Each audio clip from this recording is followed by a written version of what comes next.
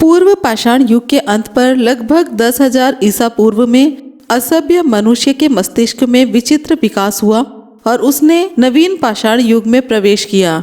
विश्व प्रसिद्ध इतिहासकार सर मैक्स मुलर ने वर्ष 1982 में कैम्ब्रिज यूनिवर्सिटी में अपना भाषण देते हुए कहा था कि हम इतिहास इसलिए पढ़ते हैं कि हमको अपने पूर्वजों के संबंध में यह जानकारी हो सके कि हमारे पूर्वज कौन कौन थे, वे क्या क्या करते थे, उनकी विचारधाराएं कैसी थी और उनके रहन सहन का स्तर कैसा था आदि। इतिहास शब्द इतिहास इन शब्दों के वाक्यों का समुच्चय है जिसका अर्थ होता है ऐसा वास्तव में हुआ।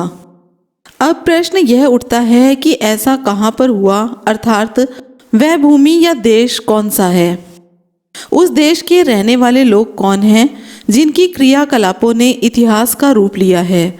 इतिहास का अर्थ यह भी होता है कि निरंतर पूर्व काम और एक दिन आने वाला युग भी इतिहास बन जाता है।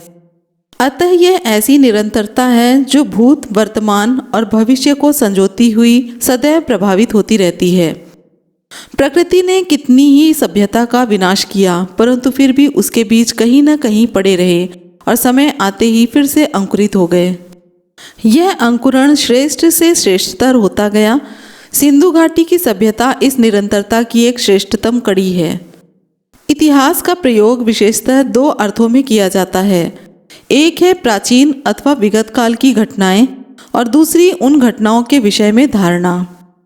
ग्रीक के लोग इतिहास के लिए हिस्ट्री यानी कि हिस्ट्री शब्द का प्रयोग करते थे। हिस्ट्री का शाब्दिक अर्थ बुनना था।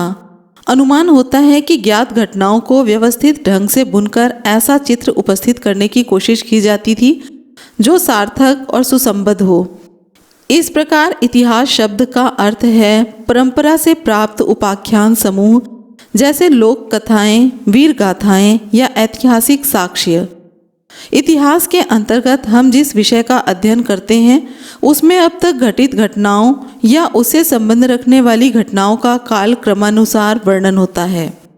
दूसरे शब्दों में मानव की विशिष्ट घटनाओं का नाम ही इतिहास है, या फिर प्राचीनता से नवीनता की ओर ले जाने वाली मानव जाति से संबंधित घटनाओं व साक्ष्यों का तथ्य के आधार पर प्रमाणित किया जाना ही इतिहास है। अल-बेरूनी अपनी पुस्तक अल-बेरूनी का भारत में लिखते हैं कि कोई भी मनुष्य इस बात से इनकार नहीं कर सकता कि किसी ऐतिहासिक दृष्टि से जनश्रुति अर्थात सुनी सुनाई बात प्रत्यक्ष अर्थात अपनी आंखों देखी बात के समान विश्वसनीय अथवा प्रमाणित नहीं हो सकती। कारण यह है कि प्रत्यक्ष की दशा में तो देखने वाले की आंखें जिस पदार्थ को देखती हैं उसके तत्व को जिस काल और जिस देश में वह पदार्थ वर्तमान होता है जांच लेती है, परंतु जनश्रुति में विशेष प्रकार की कठिनाइयां आ जाती हैं। यदि ये दिक्कतें ना होती तो प्रत्यक्ष दर्शन से जनश्रुति अच्छी थी, क्योंकि प्रत्यक्ष दर्शन का विषय तो केवल ऐसा सत्य पदार्थ ही हो सकता है जो अल्प काल तक रहता हो, परंतु जनश्रुति अर्थात शब्द बोध के लिए भूत, भविष्य और वर्तमान तीनों काल एक से हैं। इसलिए इसका प्रयोग भाव पदार्थों और अभाव पदार्थों जो नष्ट हो चुके हैं या जो अभी प्रकट नहीं हुए हैं दोनों पर हो सकता है। विश्व इतिहास प्रमुख सभ्यताओं का अध्ययन माना जाता है। विश्व इतिहास मुख्य रूप से एक अनुसंधान क्षेत्र के बजाय एक शिक्षण क्षेत्र है। प्राचीन असभ्यता से अर्ध सभ्यता और अर्ध सभ्यता से सभ्यता के प्रथम सोपान तक हजारों सालों की दूरी तय की गई होगी, लेकिन विश्व में किस समय में यह सभ्यताएं विकसित हुई इसकी कोई सटीक जानकारी आज तक नहीं मिलती। हाँ, इतना अवश्य मालूम हो सकता है कि प्राचीन विश्व की सभ्यताएं नदियों की घाटियों में ही उदित हुई और फली फूली। दजला फरात की घाटी में सुमेर सभ्यता, बाबिली सभ्यता और असीरियन सभ्यता, नील की घाटी, प्राचीन मिस्र की सभ्यता और सिंधु घाटी में सिंधु घाटी सभ्यता या द्रविड़ सभ्यता का विकास हुआ। भारत के मूल निवासी द्रविड़ लोग ही सिंधु घाटी सभ्यता के लोग हैं।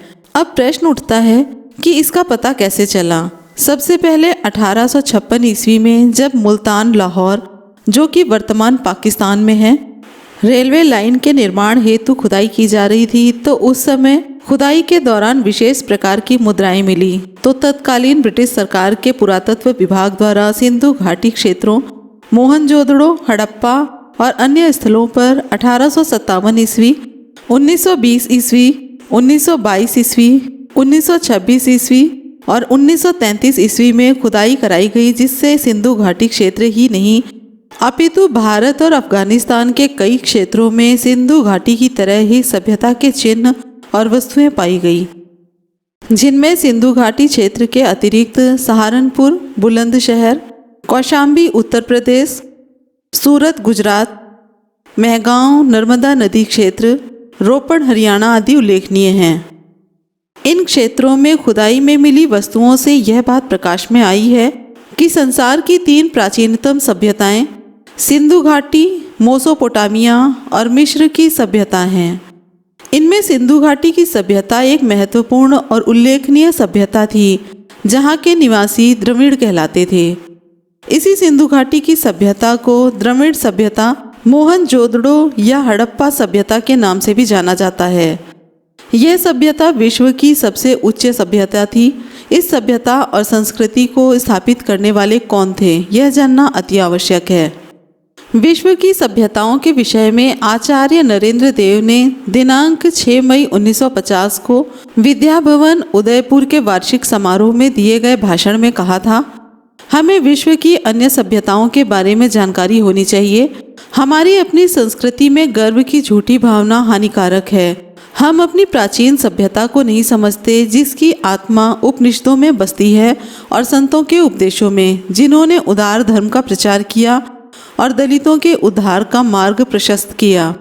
हमें अपनी संस्कृति को भी पश्चिमी सभ्यता के आलोक में देखना चाहिए और नया इतिहास रचना चाहिए।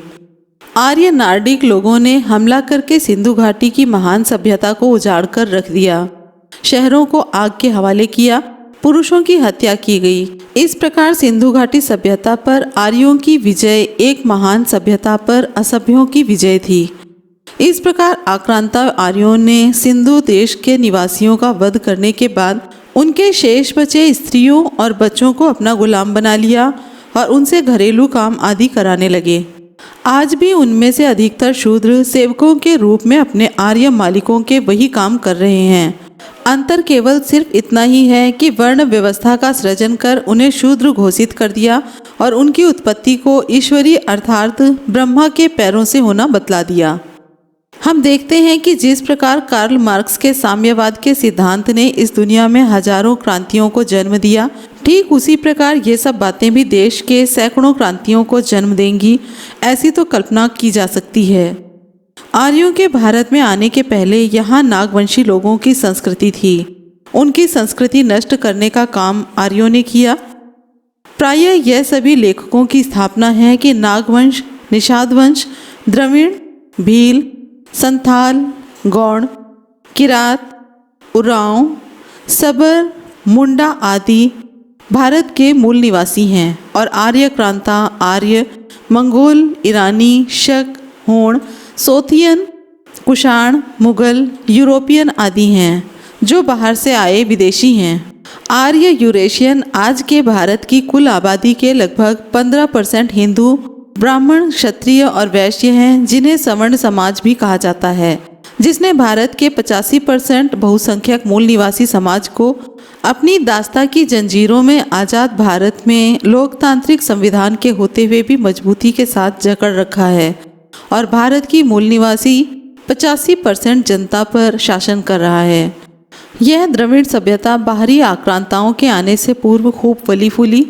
इतिहास के अध्ययन से पता चलता है कि इस उच्च और श्रेष्ठ विश्व की सभ्यता को बाहर से आए आक्रमणकारी आर्यों द्वारा तहस नहस कर दिया गया। यह निश्चित तौर पर कहा जा सकता है कि आर्य लोग मध्य एशिया, उत्तरी ध्रुव प्रदेश और यूरोप से भारत आए थे।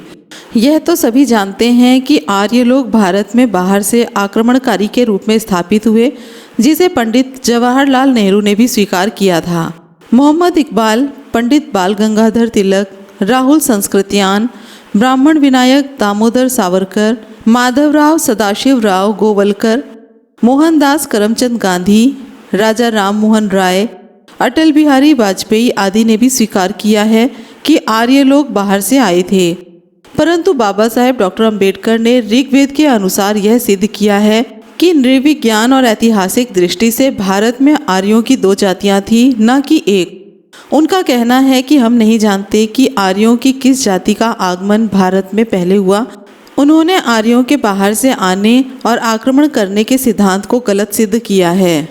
इतिहास के अध्ययन से यह स्पष्ट हो जाता है कि भारत के मूल निवासियों के पूर्वज शूरवीर, बहादुर, पराक्रमी, सम्राट और कुशल शासक थे, परंतु आक्रांता आर्यों ने यहाँ के द्रविड़, नागों, निषाद राजाओं की धोखे छल कपट से हत्या कर दी और उन्हें शासन सत्ता से बेदखल कर दिया। फिर उन्हें शूद्र घोषित कर हजारों जातियों में बांटकर उनके साथ उत्पीड़न, अन्याय व अत्याचार करना प्रारंभ कर दिया, जो आज़ाद भारत में आज भी जारी है। भवतु सब मंगलम। आज हमने सिंधु घाटी सभ्यता पर एक नज़र डाली। वीडियो पसंद आई हो तो लाइक, कमेंट, शेयर जरूर करें। चैनल को सब्सक्राइब करें। फिर मिलेंगे अगले वीडियो में। जय भीम, नमो बुद्धाय, जय संविधान।